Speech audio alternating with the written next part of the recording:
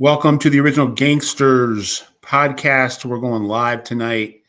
Keep on saying we need to do more lives. So hopefully this is the start of more of them. I don't mean to tease additional content and then not follow through. There's just a lot of moving parts, but I'm going to be committed to doing more lives this summer. We got Nove, who's going to be joining us soon. Hopefully, I think he's having some technical issues. And you guys can fire away at me, ask me any questions. Nove Tocco, my Patreon partner in crime, will be available as well. Come see us over on Patreon. Here he is. Ben, you want to bring him in? Yep, here we go. All right. Nove, thank you for joining us. You're welcome, sir. Good morning. Good afternoon. Good evening. I'm wrong twice. Good evening. We're live already, so I already introduced it. People were waiting for us to jump on. We have two people that are already firing questions at us. So, like I said, you can ask Nove, you can ask me, and we'll mix it up today, and then try to start doing more of these live interactive events. Snake Pliskin says it's the 50-year anniversary of Sam Giancana. He's right. June 19th, 1975, 50 years ago tonight, Sam Giancana was assassinated. We did a really cool episode with me, Nove, and the former prosecutor, Rick Convertino, discussing whether or not Tony Accardo was the trigger man. And then I did another interview with Chuck Gowdy, who was the reporter from Channel Channel 5 NBC in Chicago, who did all that reporting. So check that out in our archives.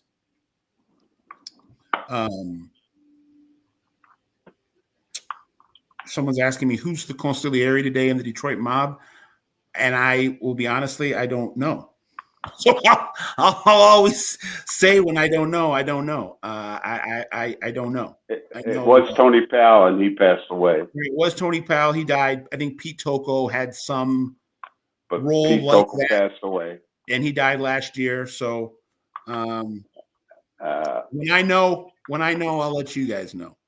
Yeah. Is Jackie the kid still the top man? Jackie's still the boss. Tony Lopp is the underboss. Joe Dana and his brother are kind of their own thing. I wouldn't call him a consigliere, though, but I'd just say they kind of have their own faction of the family. I got to ask, is there any young blood? Anybody under 35?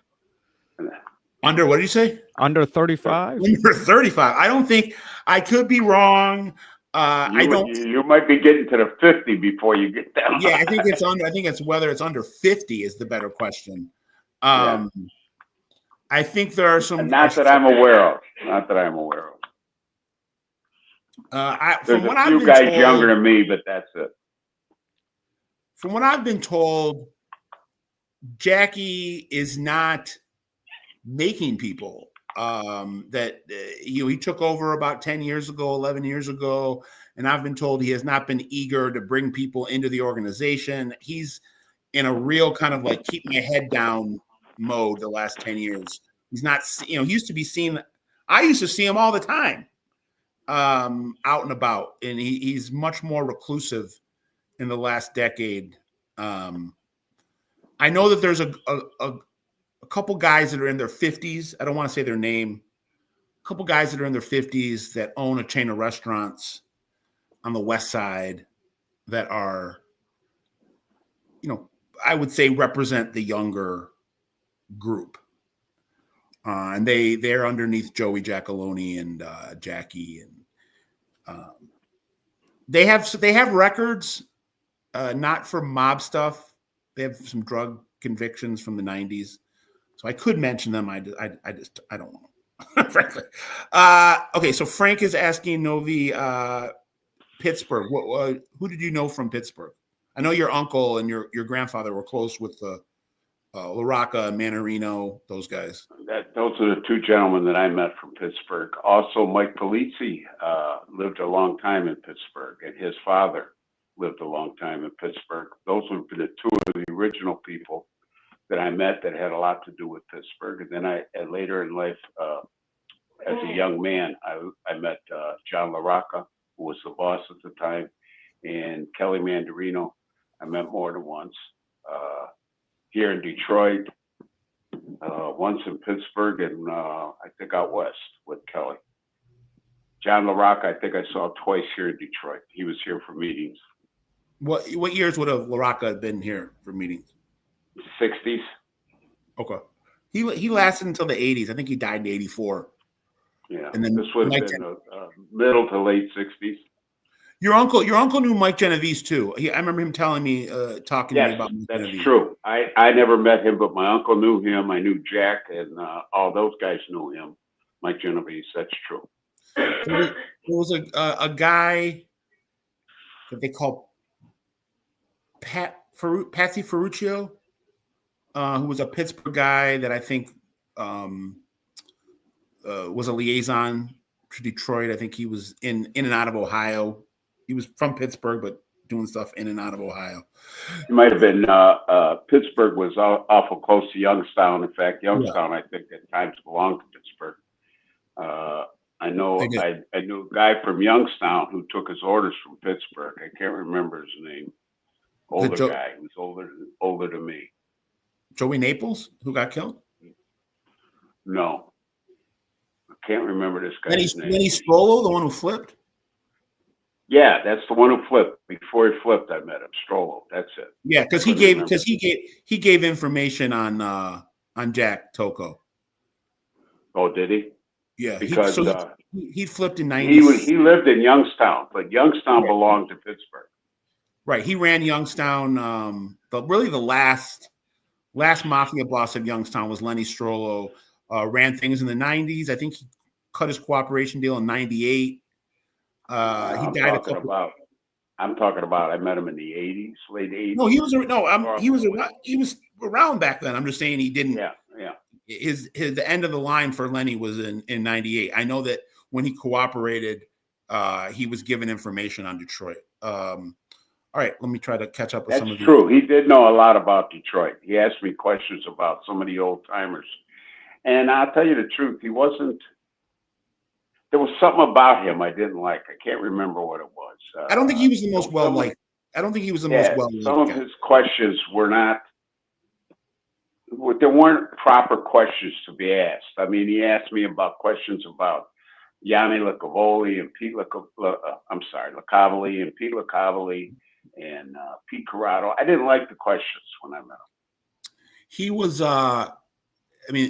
he was the last of the Mohicans there in terms of, this was back in the 90s. He was trying to kill prosecutors and stuff like that. He put out a hit on a prosecutor, which obviously is going to just make you even a bigger. Yeah, that's going to make you more disliked. I mean, you don't do shit like that. And the last one who did something like that I remember was Dutch Schultz.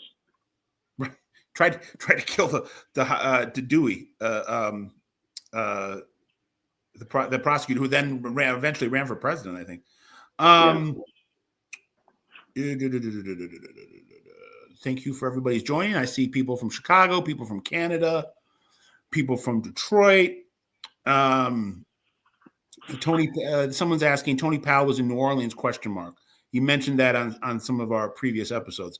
Yeah, Tony Powell, I'm going to turn over to Nove, but Tony Powell had a lot of connections in New Orleans and used to, for Jack Tocco and Joe Zerilli, well, more so I think for Jack Tocco, would go down there and deliver messages to Marcelo.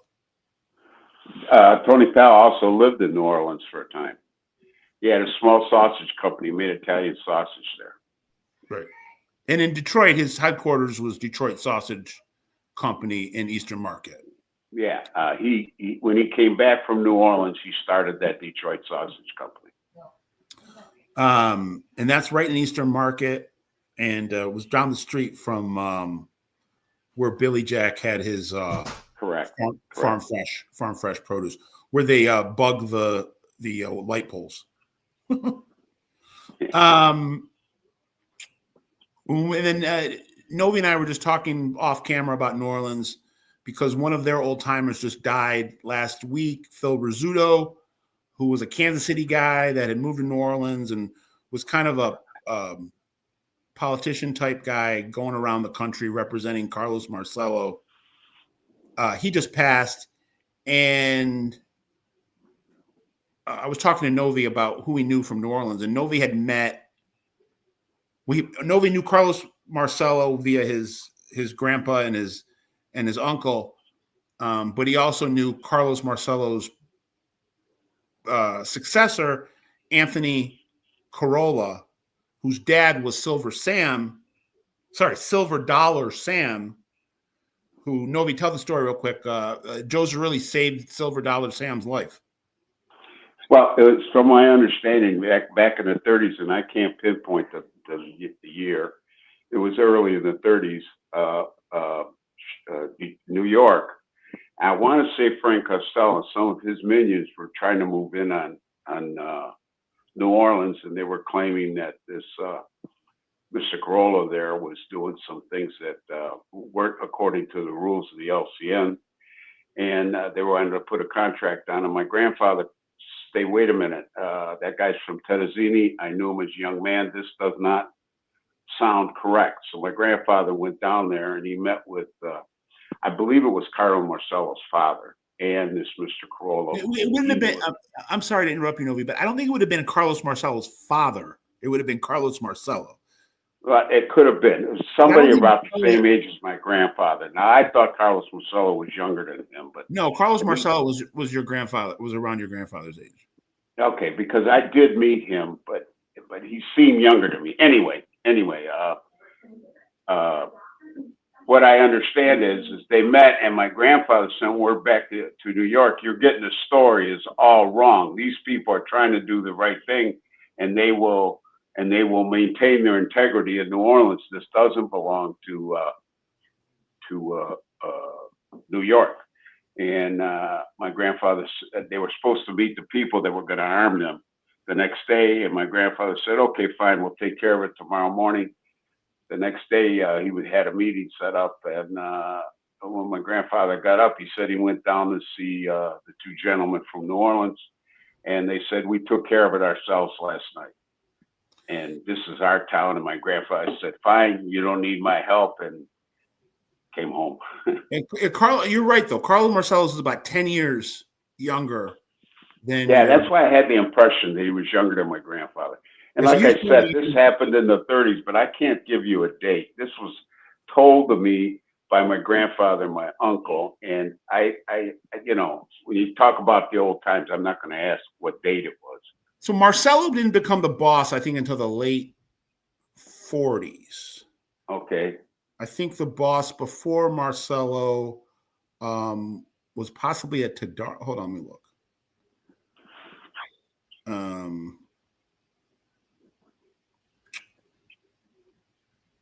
But tell them real quick. Tell the story real quick about how when you were locked up, Tony Powell and Marcello were together, and they sent you like a package to get settled.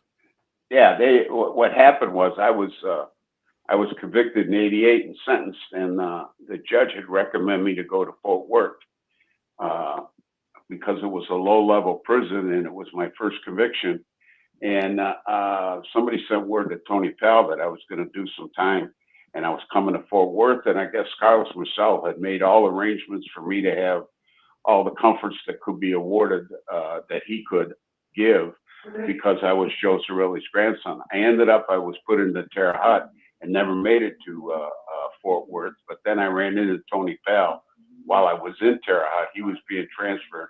And by then, Carlos Marcello had gotten out of prison from what I knew. And that's when he told me, he says, we were waiting for you. We had everything set up, clean clothes, and a place with us. And I said, I'm sorry, Tony, I didn't have nothing to do with it. He says, yeah, they kind of screwed you. So it looks like I'm just basing this off of very cursory web search.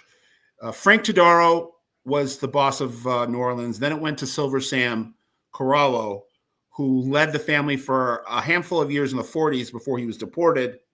And then it went to Marcello, who led the family from the mid 40s until he died in 1990.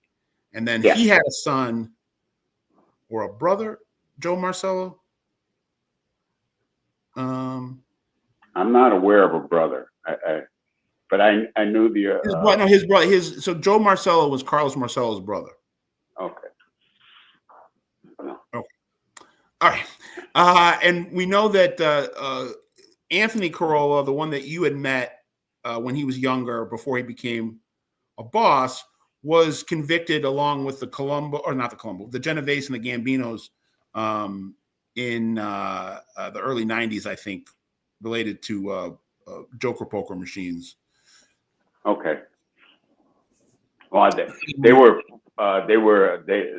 family was involved with slot machines as long back as I can remember. You got to remember, New Orleans, I guess, for many, many, many years has been a tourist town, and the outfit was always involved. Or the didn't you say that? Didn't you say that Carlos Marcello had reached out to your grandfather about a horse track, and your grandfather said, "You guys, yeah." We don't well, one of the reasons when I went with my uncle in the late 60s or 66, I believe it was 67 maybe, and we went to New Orleans, was that they were going to get involved in a racetrack, and Carlos Marcello had offered my grandfather a piece of the track, and as a favor for past kind of mentoring Carlos and watching out for his family prior to his, in the old, and his relationship with the Corolla. And my grandfather I was there in the office when he told my uncle, he says, "Tell them thank you very much, but we did not do anything for this, and it's their baby. God bless them. Give them whatever advice you can and help them. But we're not going to accept a gift. It's their baby. We didn't do anything to earn it." And that was the message that was delivered in New Orleans. And they were grateful. I mean, they were being courteous to my grandfather, and he, in a like manner, said, "Thank you, but no thank you." Okay, somebody's asking, did you know Davey Aceto? Yes. He was one of Jackie's guys. Someone's asking me, is he still active? Again, I'm going to just be honest. I don't know. I don't think so. Dave Aceto. I knew his father before him. His dad was never involved. Larry, he was a gambler. Right. He used to like to go on junkets to the MGM. I spent a few nights with him gambling at the crap tables in the hotels in Vegas. This was in the 70s, middle 70s. Dave, when he was young, was boxed and loved to play golf, and was working close with a couple of guys that went down for bookmaking with Pete Tocco. He went down. He went down too. Yeah, he went down with that same beef, didn't he? Yeah, with Jackie and Pete Tocco in 06. And the two Messina brothers. Yeah. I knew the two Messina brothers very well. And I met Dave Aceto while I knew his father, Larry. I met Dave Aceto through him. And as far as I know, he's not active anymore. Again, I don't want to get too into the weeds here, but I think there was a situation where Billy Giacalone had certain territory that was on the east side that Frank Bomarito was in charge of. And then when Jackie pulled Frank the Bomb stripes at the end of Frank's life, I think the effect was that they lost, the Giacalones at least, lost some footing in that part of the world that was scooped up by the Danas. That's what I've heard. Take it for what it's worth. The east side is pretty much all Joe Dana and his Sicilian group. And stuff that used to belong to Billy and Jackie that was going through Davey Aceto, I don't think they have that anymore. Yeah, I think you're right. Okay. Not sure where that leaves Davey Aceto. He's not that not that old, but I know that the prosecutors in the He's FBI, got to be over 60. He's way over 60. Yeah. Prosecutors and the FBI believe that he was a top guy that worked for Jackie Giacalone and Pete Tocco. I think at one point he was Jackie's driver. That could be. Someone's asking, did Detroit and Chicago work together? Yes. Novi, do you have any particular? But did they work together? Maybe on a few projects here and there, but they did. They never conflicted with each other. They worked together. And going back to the Prohibition, they worked together as far as getting Canadian liquor out of Detroit with the Purples and with the Detroit LCN. In Vegas, the first place that I knew of Chicago completely controlling was the Stardust, and Detroit would never interfere with that. They had pieces of others. I can't specifically tell you where. Detroit was involved in Las Vegas very early, 1950. I believe is the earliest Detroit got involved, and they had something to do with the DI, and then later they helped get the Riviera off the ground. Eventually, and that belonged to Kansas City at later years. In the 60s, that belonged to Kansas City, I think, Riviera. Well, it was a... might have been other people involved. Might have been... all the Midwest families had hotels. Yeah, St. Louis had a piece of that, Yeah, St. Louis had the Dunes. Correct, City and Cleveland was involved in the Dunes. That Cleveland had Desert Inn. Yeah, but with the Jewish guy. And then but that was the connection to Detroit. Was so tight with Cleveland that Detroit had a little piece of Cleveland's action in the DI. The Dunes, I believe, was completely Cleveland and. Well, Dunes was owned by Morris Schenker, who was a St. Louis guy that was a St. Louis attorney. St. Louis was involved in the Frontier. The Silver Slipper was Detroit. What was the other one there? They had the Sands, Trop, the Sands, and the Trop. I know that there was when Caesars opened. I've told you this story before. They said Jimmy Hoffa had sold too many pieces to the wrong people and had to bail himself out in the Caesars Palace. And so on. Aladdin was Detroit, and with Chicago. I'm trying to think now. The Flamingo was originally New York. Right. Let's see, the El Morocco. I'm trying to remember who had the El Morocco. That was there in the 60s. You got to remember, Circus was there the first time I went to Vegas. El Morocco. There was nothing between the Desert Inn and El Morocco at that time. There was no, the Frontier wasn't there. There was an old Frontier that was torn down and then replaced by the Frontier.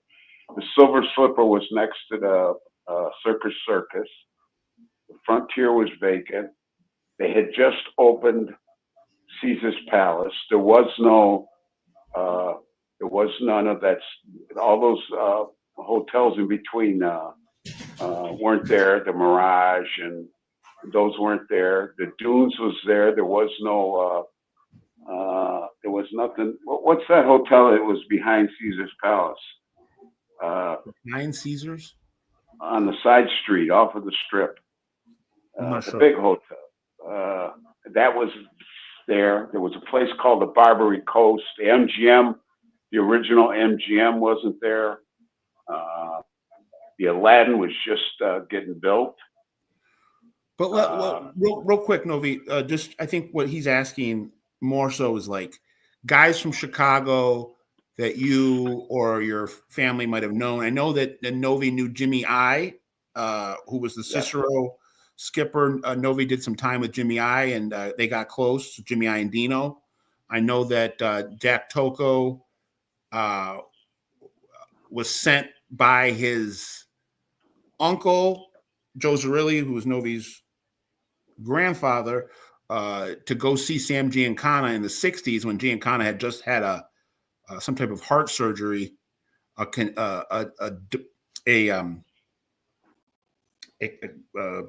envoy, I don't know, a delegation is the word I'm looking for. A delegation from Detroit went out and wished Sam Giancana well. I know that Billy Giacalone had some stuff going with the Elmwood Park guys. Tony LaPiana, obviously, Came from Chicago. Our underboss here in Detroit came from Chicago. Tony LaPiana got his start in Elmwood Park and Cicero, took his lone federal bust in 67 on a hijacking case where he was hijacking cigars for Fifi Buccieri and Willie Potatoes Dodano. Tony Lop was close to the DeFranzos, the Calabrese. So there was quite a bit of crossover between Detroit. Yeah, and then my uncle was doing some business with some guys from Chicago in the 80s. Right. Yeah, I went there. I went to Chicago with him in the 80s. Let's see. Paulie Corrado got tight with Tony Spelatro in Las Vegas. They used to play cards together. And the Bull's son Dominic was in Chicago. That's correct. And the other thing too is that Paulie Corrado's older brother Peter married a girl from Chicago. Pete Tocco married his sister, the Syracuses, from the same family, and Jack Tocco's son Jack married a cousin in that same family. And Dominic Corrado, young Dominic Corrado, Tony the Bull's youngest son, spent some time in Chicago. I think I was away when he was in Chicago. I think I was in prison. It just sparked something in my mind I wanted to ask you about, something that I came across in some research in the last couple of years. It looks like there was some issue in the late 80s, but in Northwest Indiana, which I know Detroit had some, I don't know if they were joint rackets with Chicago, but Northwest Indiana is that area that's basically in between Michigan and Illinois. And Detroit had some action in South Bend, where Notre Dame is, and some other areas that are going toward Chicago, Gary, Valparaiso, and places like that. It looks like there was some type of issue with a Jewish bookmaker from Northwest Indiana. I think they called him the Whale, Shelley the Whale Fishman, if my memory is correct. And there was some issue that Tony the Bull had to go to a sit down in the late 80s, early 90s related to some issue in Northwest Indiana. Do you have any memory of that? No, I don't. I just don't remember that. The only other connection I have to anything in Indiana was the guy in the 30s who came out of Muncie, Indiana, that ended up in the outfit in Detroit, that moved to Detroit. Who was it? That gentleman we talked about a few episodes ago. He was an older man. He was part of my grandfather. Oh, you mean the guy that was in Chicago that worked for Chicago? He was out of Muncie originally. Okay. His family lived in Muncie, but he was out of Chicago. Okay. Somebody from Canada is giving us props on our pizza. I think Detroit style pizza over the last 10, 20 years has started to become a thing. I never thought of it as Detroit style. It was just the kind of pizza you got from Buddy's or Louie's. That kind of Buddy's, Louie's, or Cloverleaf, and they all came out of the same place on Conan. Buddy's. So they're all. I think a lot of cities are starting to get Detroit pizza spots. So one of the guys from Toronto just told us that he likes our pizza. Thank you very much. This is what was John LaRocca from Pittsburgh. Can you kind of talk about personality-wise, going back to Pittsburgh, what LaRocca and Manarino were like? Mandarino was a very jovial, fun-loving guy. Used to like to joke around with my Uncle Tony. They were always joking and telling stories. They both had stories coming out of Cuba in 1959 when the communists took over that were funny. John LaRocca dressed very well, a la Tony Giacolone style, had a nice taste in clothes. And I can remember the first time I saw him. He was at my grandfather's house, and my dad was there for some reason, and he liked my father's tailor. He wanted the name of my father's tailor. He liked to dress well, and a quiet man. Kelly was a more jovial type man. Someone, Adam Rogers, just gave us $2. Thank you. $1 a piece, a tip for Nove and I. We can split it. Thank you very much. I forgot that people can donate money, so thank you very much. Anybody that throws us some money for our time. He wants to ask me. This is not related to Nove, and Nove doesn't pay attention to all the YouTube drama. I try to keep him away from it because I don't want to sour him on doing these things. And as I said, we're trying to build something here at our Patreon. Well, we're on YouTube now, but we're over on Patreon a handful of times a week doing exclusive content, $5 a month that you can pay for Nove and I's content on Patreon. And we're trying to build a space over there that doesn't have any of the negativity or toxicity that YouTube has. And we're going to hopefully be introducing some more OG personalities that come on and do Patreon with us in the next weeks or months. But this person's asking me about the issues that Dom Cicali has with me. I don't know. Nove, Dom Cicali is a former captain in the Bonanno crime family. I think at one point in time he was on a ruling panel. This was in the early 2000s. I've never spoken to Dom Cicali. We've never had any interaction. I know that he's taken umbrage with some of the reporting that I've done related to the Bonannos over the last year or two. He says that I've taken court documents and testimony related to his case and misrepresented it or took it out of context. And I know recently he's been very adamant that I'm from Detroit and he's from the Bronx, and I don't know anything that's going on in the Bronx. And yeah, I don't engage, I don't put out response videos or really, you're asking me, so I'm telling you, but I got nothing against Dom Cicali. This is kind of like that's just the thing on YouTube. Like old wise guys jump on YouTube to rant and rave at people like me. He spends a lot of time yelling about me. I don't know what what his bottom line is. I don't know if that's making him money or not. God bless him if he's making money off of slandering me or whatever. That's fine. Again, I just keep on moving, and I don't really understand the level of intensity that he comes at me with. I guess that's my only thing, that like he'll spend hours just yelling about me. And for somebody he's never met or talked to, it's odd. I understand the Joey Merlino stuff more because Joey Merlino I've written a lot about and have said a lot about and have reported a lot about. So I understand when Merlino gets all heated about my reporting. With Dom Cicali, I've barely ever reported anything related to him. Someone's asking about Jerry Banchetti. We talked about this in one of our episodes on Patreon. Nove was not in town when Jerry Banchetti came on the scene. For people that don't know, Jerry Banchetti was one of the last Detroit mob murders. He was killed in the summer of 2002. Nove had been gone at that point for 2-3 years. He had become a protector of your uncle after you left. A younger guy that got introduced to him by your cousins, your uncle's grandkids, put Jerry Banchetti with him. He was collecting.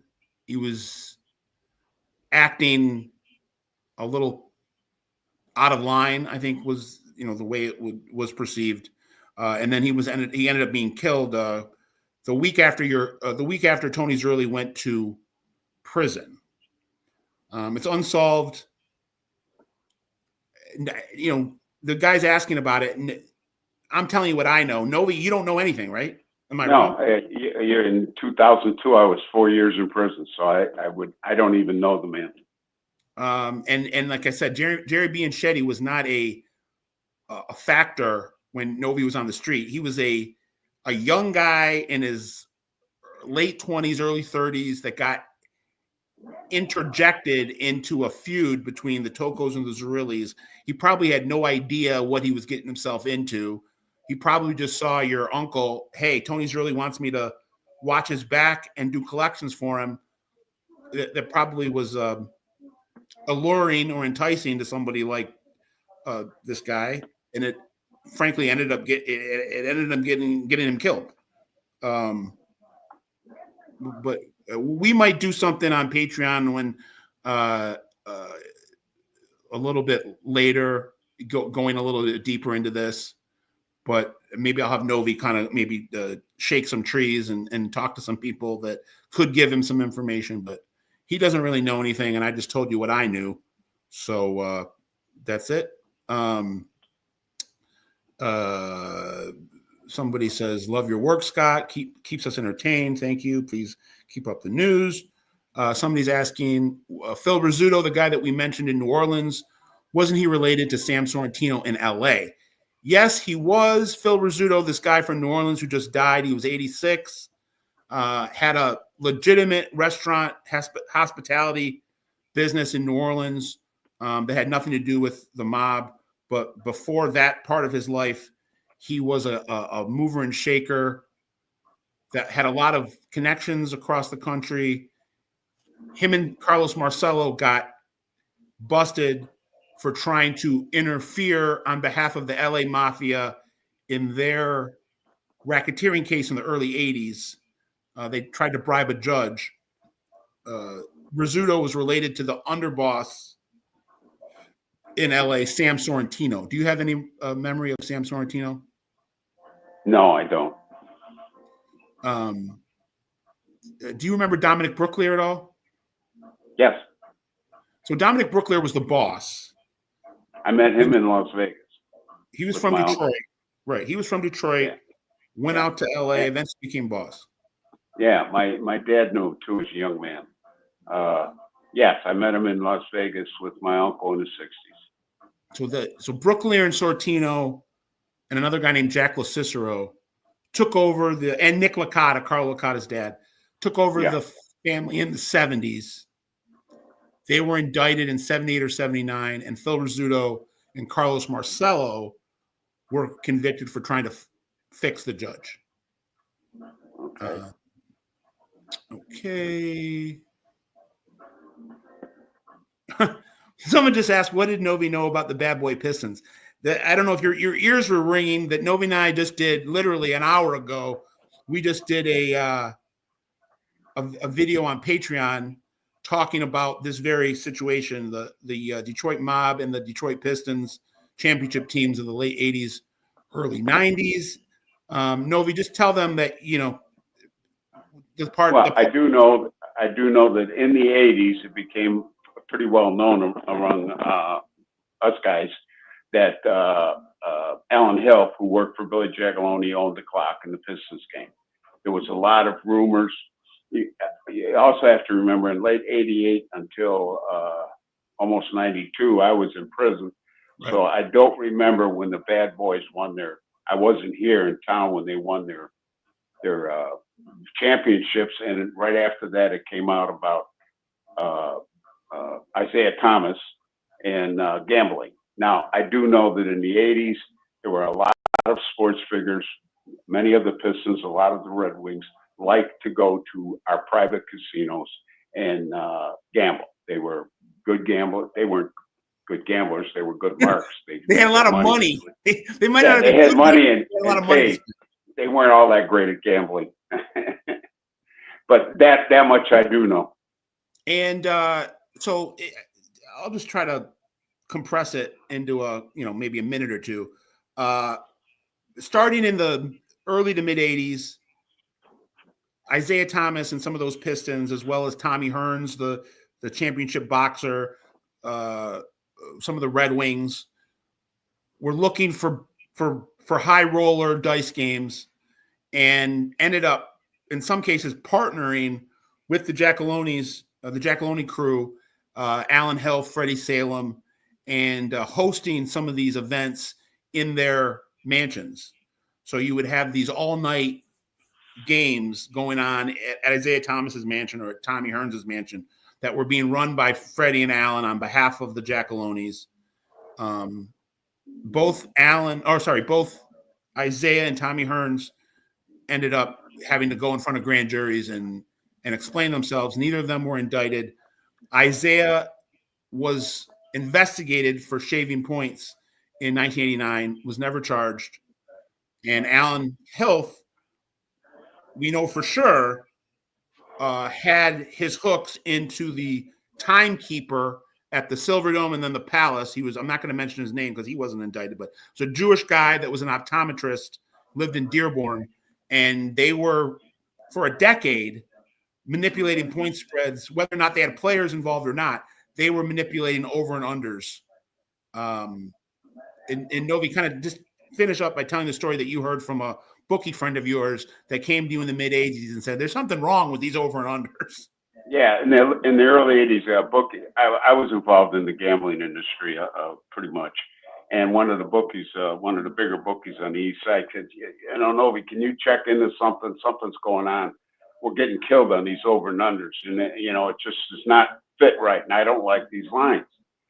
So I did some checking. I went back and I told him, I said, listen, Alan Hill owns the clock. So what they did in response, these guys on the east side who weren't part of the inn, when I said they own the clock, what they would do is they'd start a game. So if you called and you were a $500 position bettor or a $1,000 position bettor, you say, I want the over in the Pistons game. They tell you, no, I'm sorry, that game started. You could only bet $100 or $150. It was a courtesy. They were just giving money away to get the guys action on the regular game or other games. And they had to protect themselves because that clock was getting to where it was getting in the pockets of many of these bookmakers, and they're noticing these guys are winning too many overbets. Now, it was Alan Hill owned the clock, and they were pushing money out on the overage or the under, whatever they used. And they were using the case came down in 91, and it did include a member of the Genovese crime family, which was kind of interesting that they were using a guy in New York to lay off action, or his name was Jojo Costa, and he was a Genovese bookie. So he was involved in that bust. Isaiah ended up having to go in front of a grand jury and explain why he was cashing hundreds of thousands of dollars worth of checks at a mob associate's grocery store. It never came anything after that. And then Alan Hilf had seats on the floor, right down close to where the clock was being managed, and he had like a hand signal with the clock that he, if he touched his right ear, it meant slow it down. If he touched his nose, it meant speed it up, something along those lines. Okay. Somebody is chiming in, talking about Joe Zerilli and Carlos Marcello. There's 13 years difference. Zerilli was born in 1897. Carlos Marcello was born in Tunisia in 1910. So Novi was right. There was a larger age gap than I thought there was. Incidentally, some of those old timers born in Northern Africa, Tunisia, and some of those other places, Libya, were people of Sicilian or that had left Sicily because they were starving to death and ended up having children in North Africa that eventually came here. I had an uncle that was born in Libya. His parents, he was born in Libya. He was an Italian national, came to this country, and when he was a baby. Anyway, go ahead. Somebody's asking, Novi, if you knew a guy named Tommy Eamon? Tommy Eamon? Tommy Tucker. Tommy Tucker. I've never heard of him. Tell me who he Tommy was. Tucker. Tommy Tucker was a great guy. I known him since I was a kid. And once I asked him, Tommy, how'd you get? I didn't even know his last name. We called him Tommy Tucker. I said, Tommy Tucker, how'd you get the last name Tucker? I believe he was Arabic of some Lebanese. Yeah, his last name is Iman. Yeah. And he says, well, because when I was a kid, I got in a fight and somebody said, Tommy Tucker, you're a bad motherfucker. He said, I'll tell you a story about Tommy Tucker. I was a kid. My brother was gambling in a pool room and he beat this guy out of $600. Now this is like in 1963, 64. He beat this guy out of $600. The guy was Big John. Big John was about 6'3" and weighed over 300 pounds. Everybody was scared of him. So I'm at the track. I was a kid. I was working at the track. I was parking cars. Here comes Tommy Tucker. He's walking down the middle of the paddock with Big John. Well, I went up to Big John and I said, John, I want my brother's money. He said, well, you ain't going to get it. So I went after him. I beat the shit out of him. I put the boots to him. And Tommy Tucker's going, Nove, will you take it easy? I'll get the money. Anyway, I ended up on the carpet for that. My uncle was watching out his office window and saw me kicking the shit out of this guy in the middle of the paddock. Well, but that was Tommy Tucker. He ran dice games. We used to hire him for any dice game that I had. Tommy and John Haffey with the corner, the stick man in the dice game, and they were the best stick man, honest as the day is long, at least with us. And Tommy Tucker was, I knew both him and John Haffey till the day they died, and good people. I liked them both. Is he still around? No, Tommy died. Okay. Did you know a guy named Sammy Coppola? Sam Coppola owned a pizzeria in Southwest on Verner. Name is very familiar. Well, first of all, let's go. Let's just. Was there? And this is a question I want to ask myself. I don't think I've ever asked Nove this. Was there any LCM presence in Southwest Detroit? I've never heard of any. Yeah, I guess in the years gone by, in the 30s, wasn't that John Vitale had something to do with John? Didn't he get killed in Southwest Detroit by the train station? It's possible. Someone correct me if they know this. I for people that are watching this that are not from Detroit, Southwest is like it's a whole world within itself. Like.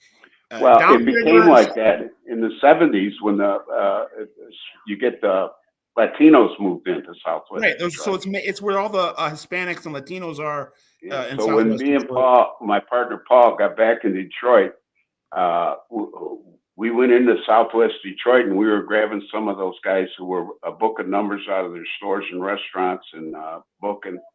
And we were in there charging street tax. I think one of them testified against us in the game tax. And you went to grab them because they weren't paying anybody. Right, they weren't paying anybody, so we went down there. That was like open turf for us, right. Because I didn't have to worry about running into somebody that would belong to somebody else. There was a great Italian restaurant down there that closed called Vince's. I was on Springwells, and it was a place that Sinatra liked to go to. God, I don't remember that place. That was the only. It was like a hole in the wall.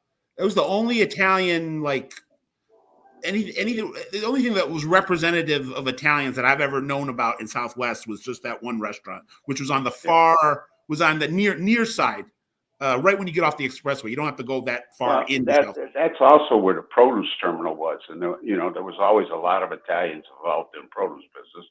Both my grandfathers were involved in the produce business out of the produce terminal. So, someone's asking about Scott. Can you answer my question? Sam Adam Rogers. This might be late. I'm pretty sure I answered your question, so I apologize if you didn't hear it. You asked me about Dom Cicali, so if you can just rewind it back, I did about 2 minutes talking about my issues or his issues with me, and thank you for the donation. Someone's asking, what was your grandfather's main legitimate business? Detroit Baking Company. You want to talk a little bit about that, Nove? My grandfather was one of the original starters of the Detroit Italian Bakery. I believe they started in 1919.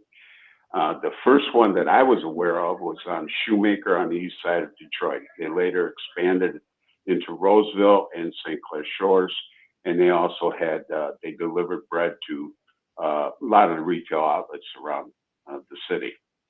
He also owned, I understand he went into that business in the 30s, wholesale produce in the terminal. It was called Jarson and Zarelli.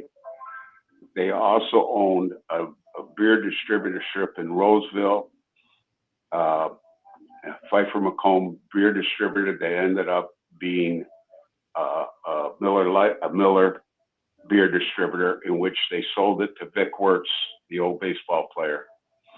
And they also, let's see, they had a piece of the Grosse Pointe bus service. I don't remember the name of the company. My grandfather told me that after Prohibition, he had a piece of every beer brewery in the state of Michigan. Yeah, your uncle, you told me that that was a play by your grandfather. He got wind that Prohibition was going to come to an end a couple years before it came to an end, and then him and Black Bill and Pete Corrado, they went and invested in all the beer, distilleries and distributors in the state, so they would have a monopoly over the legal.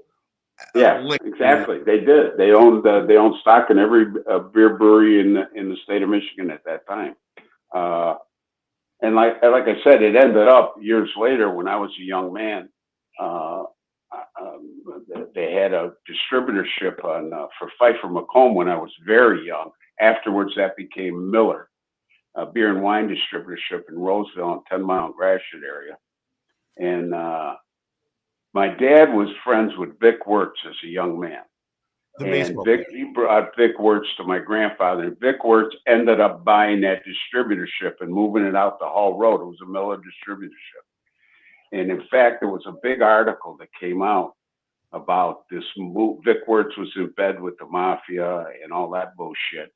And Vic Wirtz, and it mentioned my father. And Vic Wirtz called my father and apologized. He said, Paul, he said, all I did was buy a business and move it. I don't know why they got to make something out of it just because your father-in-law has a reputation. And anyway, they were friends from kids as far as I know. I think the last thing I'll say on this, I think that that was another actual connection between Detroit and Chicago. I think Pfeiffer beer, I think Tony Accardo had stock, some type of stock control along with the Detroit guys in Pfeiffer. That could very well be. The Pfeiffer, when I was a kid, Pfeiffer Brewery had a little person, a mascot for the brewery that was a little person, and they called him Johnny Pfeiffer. Johnny Pfeiffer's name was Johnny Alonji. He lived in the neighborhood and was related to some of the guys in the outfit, and he was there. They called him Johnny Pfeiffer. He was a little guy who was always on all the scenes and everything. He would dress up in this Pfeiffer Brewery getup, and well, they call them little people now. In those days, they called them midgets. But, yeah. I'm sorry if I offend anybody. No, so it's okay. And you're right. There probably was Tony Accardo, because I'll tell you the truth. It's my understanding my grandfather attended Tony Accardo's wedding. He did. Yeah. If you it's floating out there on the internet. There was somebody got a hold of the guest list for Accardo's. Well, he probably went to Accardo's wedding, but the guest list that that's out floating around is the 1961 or 62 Accardo's daughter being married, and your grandfather and your grandmother were on the guest list that leaked. And what's really interesting about that for sports fans, Tony Accardo was marrying his daughter off to a man who was eventually would become the grandfather of the Bosa brothers who play in the NFL right now, Nick and Joey Bosa. Oh, is that right? Yeah, that was the wedding. It was their grandfather marrying Tony. Well, good for now I know why I'm friends with the Bosa brothers. They're Italian guys. Right. Someone's asking. We mentioned Tony Spelatro. Did your uncle know Spelatro? I know that Paulie knew your former running buddy Paulie Corrado was friendly with Tony Spelatro when Paulie was in Vegas. I know that I don't know if my uncle knew Tony Spelatro. That I can't answer. I don't think so, because after the 60s, my uncle was blacklisted, and I believe Tony went to Vegas after the 1970. Yeah, he didn't go to Vegas from Chicago. My uncle Tony was already black. Him and Mike Polisi couldn't go to Las Vegas. They were in the black book, what they call the black book, people that weren't allowed into Las Vegas. And any casino that would allow them in, or hotel that had a casino's license, would lose their license if they allowed these people in. In the black book, there were lists of names. And I met Tony Accardo with Paul once. I'm sorry, Tony Spelatro with Paul once in Las Vegas. And if you ask me, I want to say it was in the 80s, but I don't remember exactly. I know that Paulie drove Tony Spelatro to the airport for him to go back to Chicago, and was supposed to pick him up at the airport a couple days later, and he didn't come back because he wasn't alive. That was an 80s. That very well 86. Could be. I know they were friends. Paul liked to play. Paulie loves to play hearts. I like to play hearts, and I guess Tony Spelatro likes to play hearts, and they were hearts partners. And there were a couple other people that I did some business with that I was introduced to through Paulie in the 90s.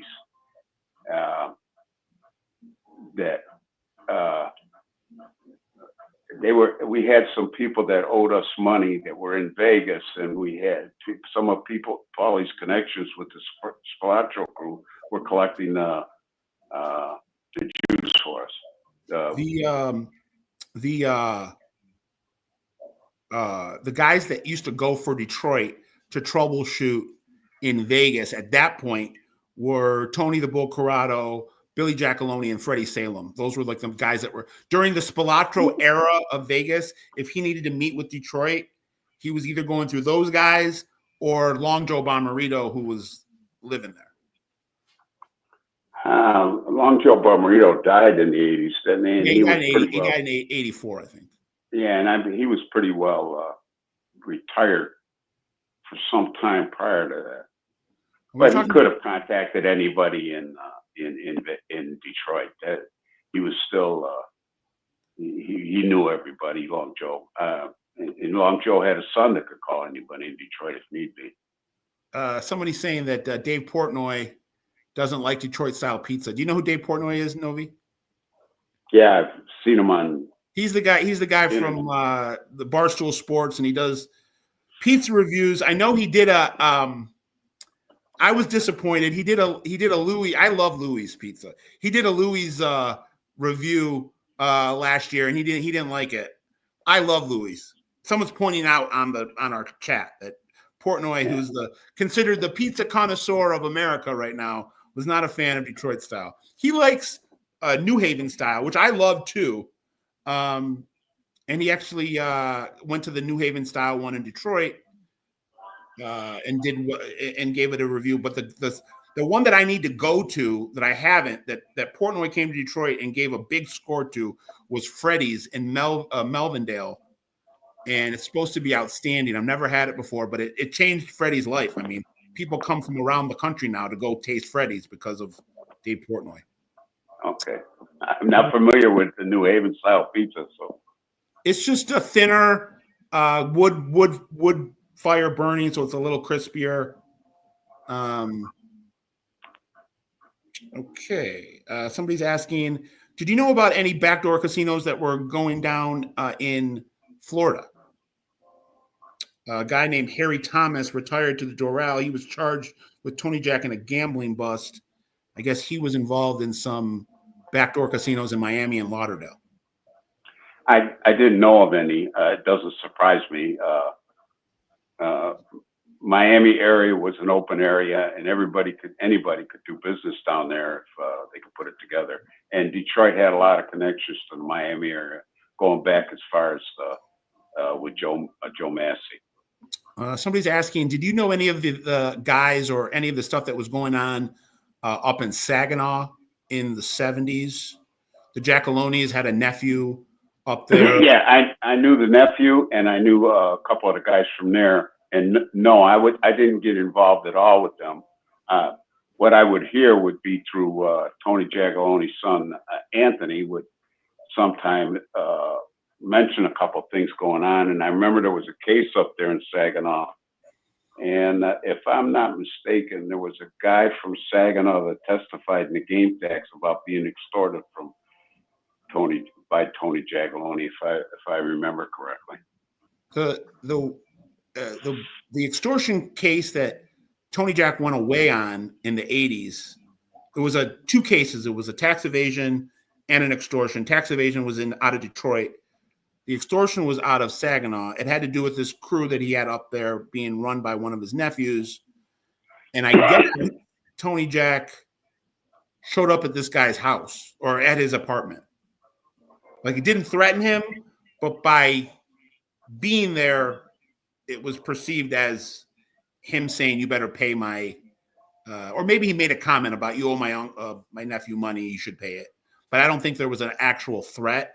But him going, if I'm not mistaken, that didn't go to trial. He pled guilty to it. He pled guilty to it, right? Yeah, because it ran in conjunction with the sentence he was already serving.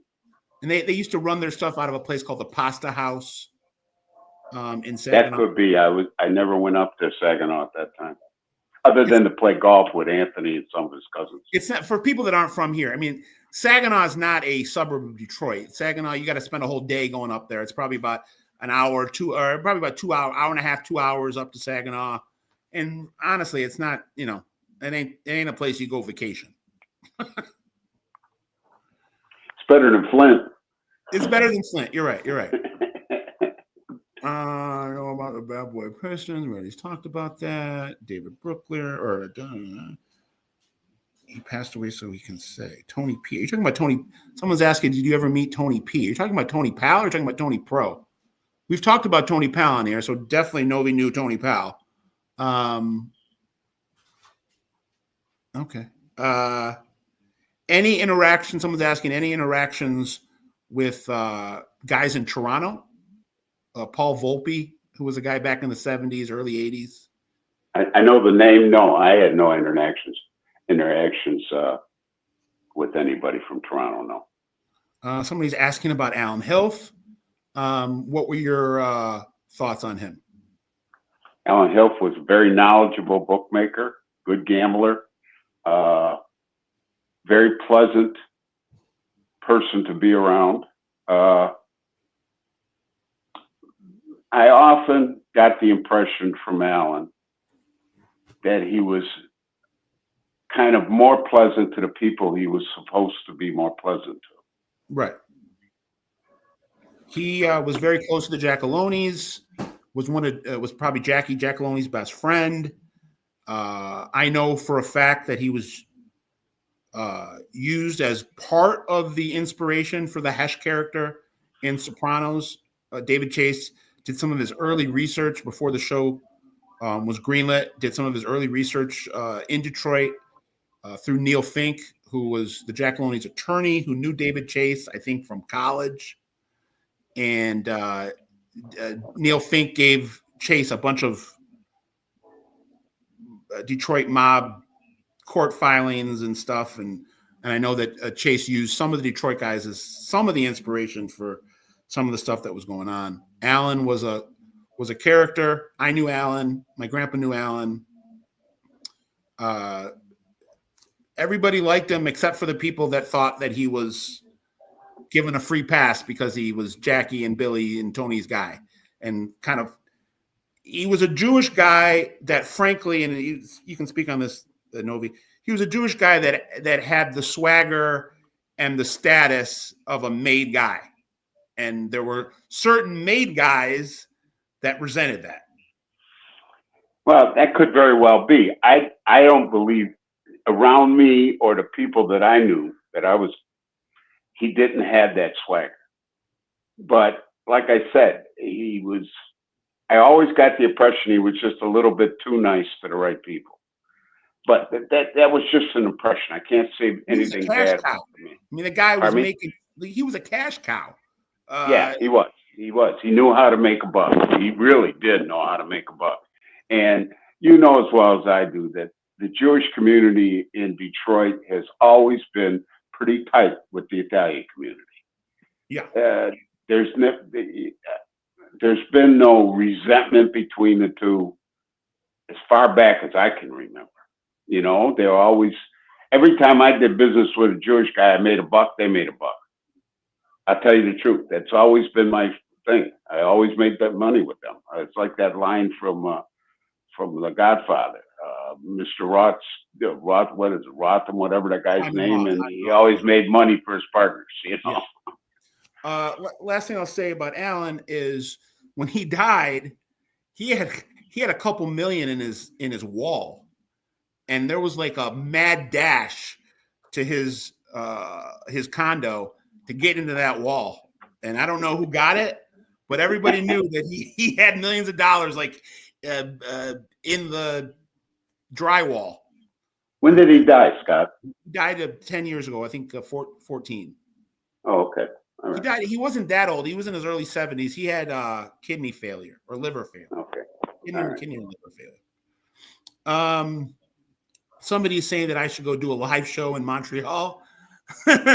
I should, because I do a lot of Nove. I do a lot of reporting on Montreal. So I think somebody's just kind of making a joke. Somebody's saying, could you explain the concept of a layoff bookie? Like, why would somebody have to lay off money?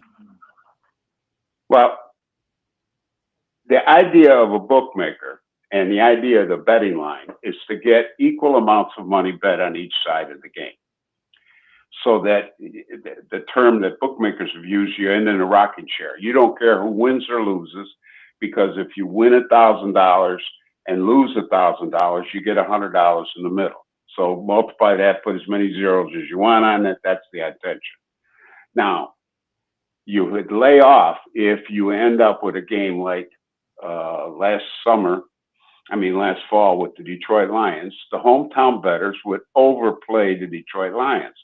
So a bookmaker in Detroit, or the legitimate bookmakers nowadays in Detroit, would end up with more money on the Lions than they ever could get on the other side, the Bears or the Packers or whoever they were playing, other than maybe a Kansas City or one of the other top teams. So if you don't want to jeopardize $100,000, you lay off money to another bookmaker who needs that. You might call a bookmaker in Philadelphia that needs the Lions money to balance the Philadelphia game or whatever. You know what I mean? And you find people that are moving money. Some of my guys, we moved money into Cleveland. We moved money into Youngstown.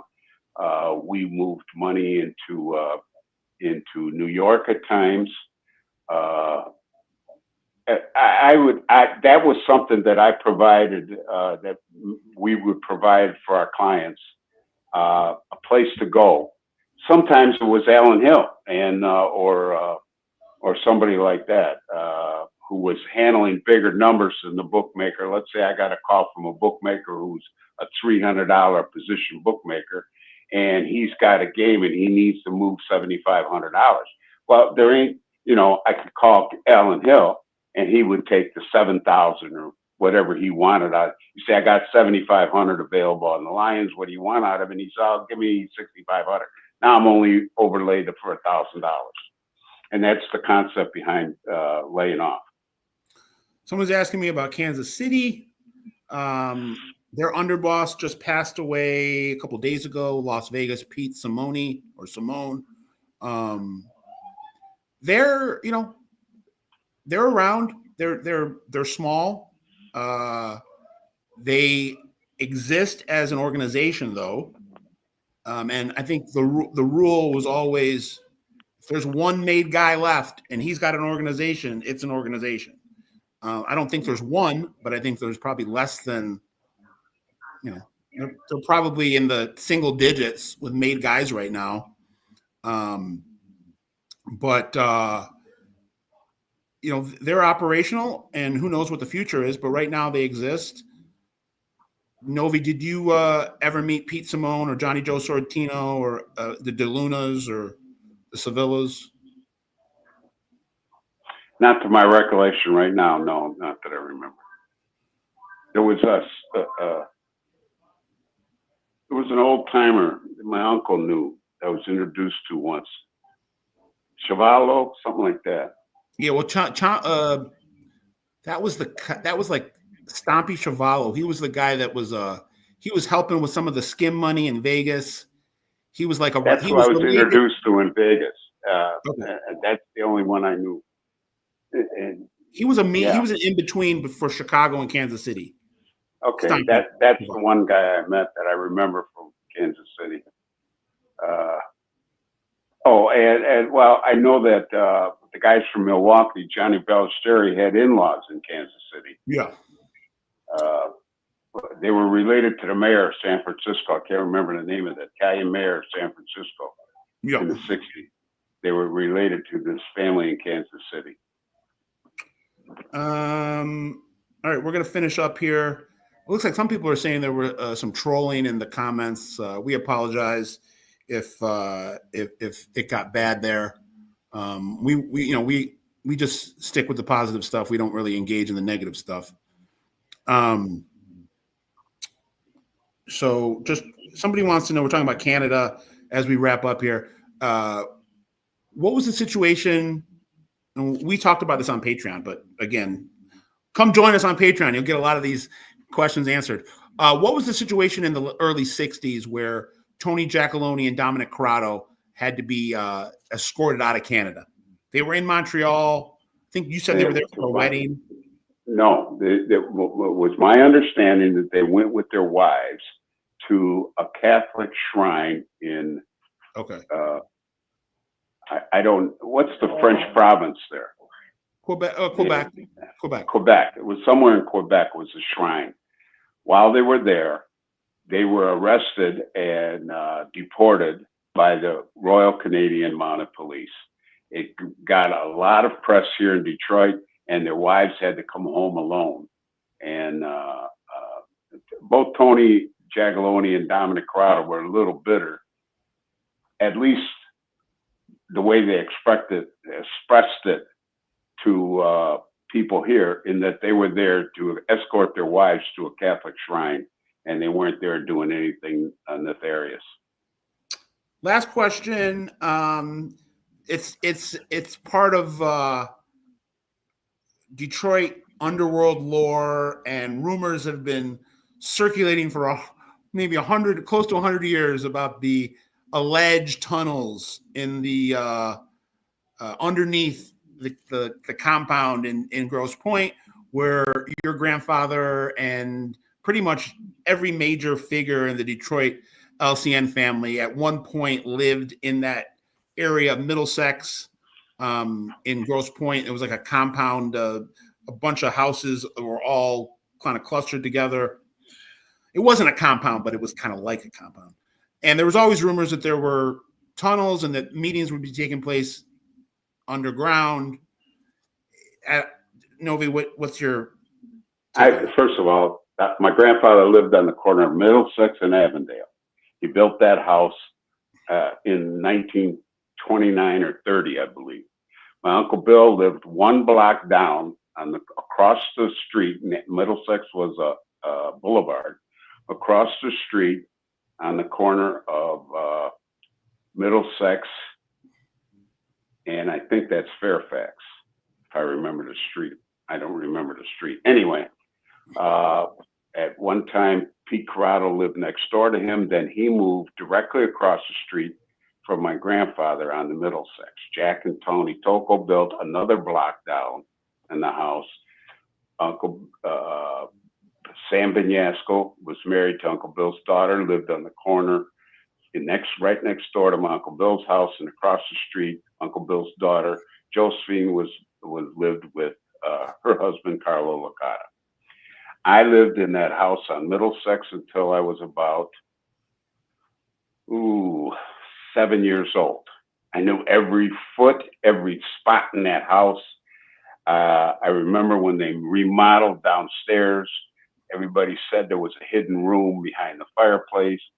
There was a wine closet behind a bookcase, but it was not hidden, because if you went outside and you see the basement windows, there was 2 windows in that room. So, I mean, it wasn't hidden.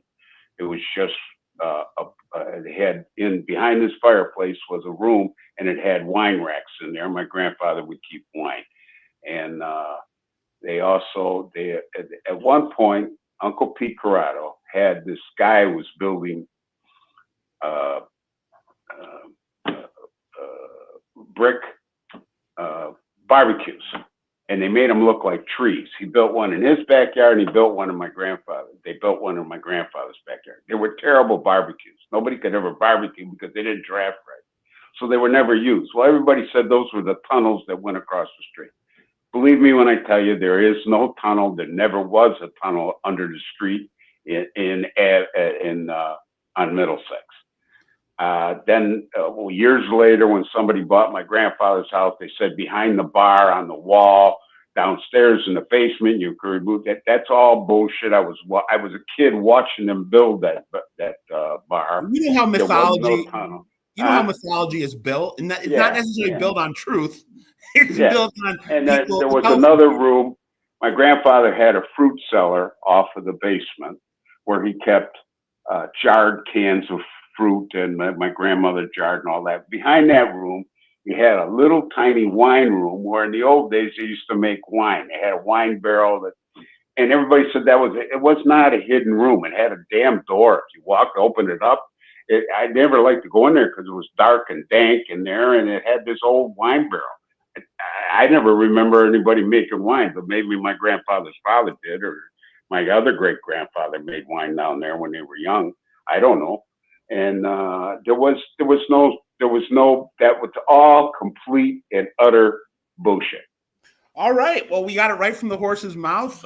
Please come over to Patreon and join us for our bi-weekly discussions and deep dives. And we're going to be announcing some live events coming up in the very near future. So be on the lookout for that. Nove, Tocco, thank you for taking time out of your evening to jump on YouTube and interact with the people.